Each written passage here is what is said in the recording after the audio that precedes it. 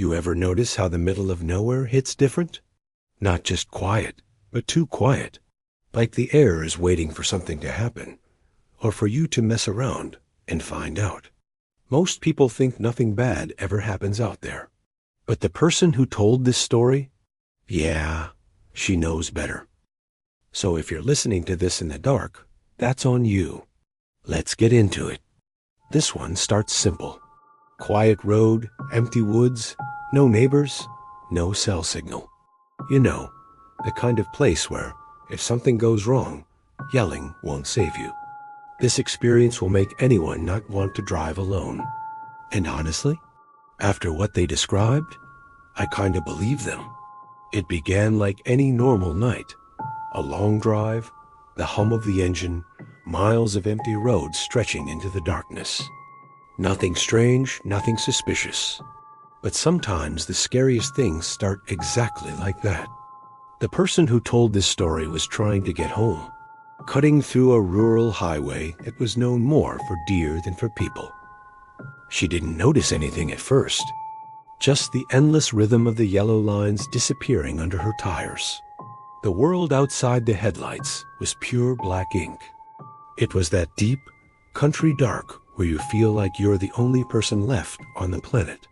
But then she felt a weird shift in the air, a prickling on the back of her neck. That feeling like someone was standing behind her, even when she was alone in the car, doing 70 down an empty highway. Then she saw it. Up ahead, caught in the high beams, was a shape. A person. Just walking. Right down the center line of the road, she's driving the car. Miles from the nearest gas station, miles from any sign of a town. There were no broken down cars on the shoulder. No houses, nothing. Just this lone figure, strolling through the darkness like it was a walk in the park. The driver's first thought was that this person needed help. She slowed the car, flicking her high beams on and off, trying to get their attention. Nothing. She lay on the horn, long, loud blast that should have made anyone jump out of their skin. But the figure didn't even flinch. Didn't turn, didn't stop. They just kept walking at that same steady pace, as if the car screaming up behind them didn't exist. A cold dread started to creep in, replacing the initial concern. The driver decided she wasn't stopping. Something was wrong here.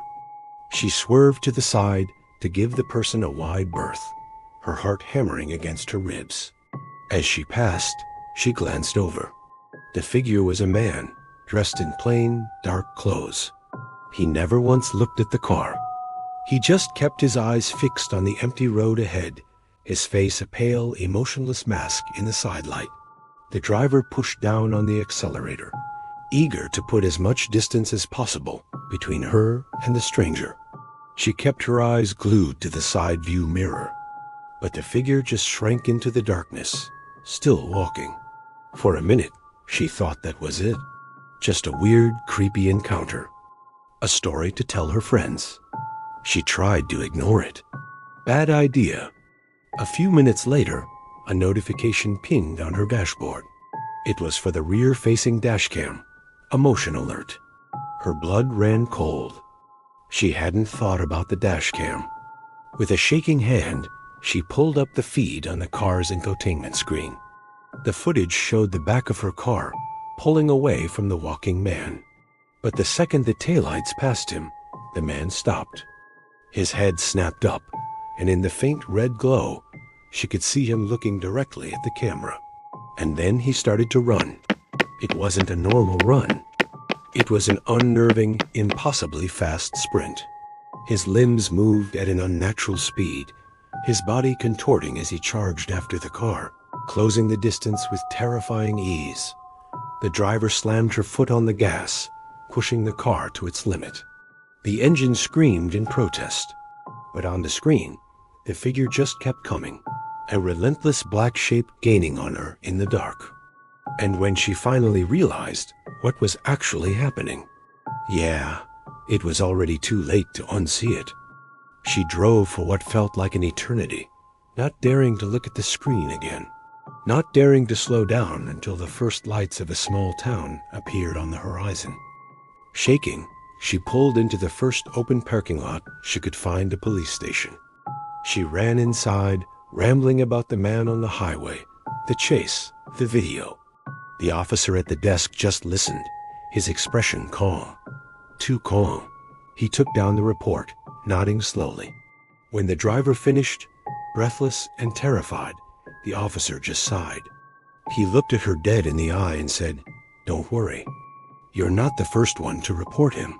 He didn't offer any other explanation. He didn't have to.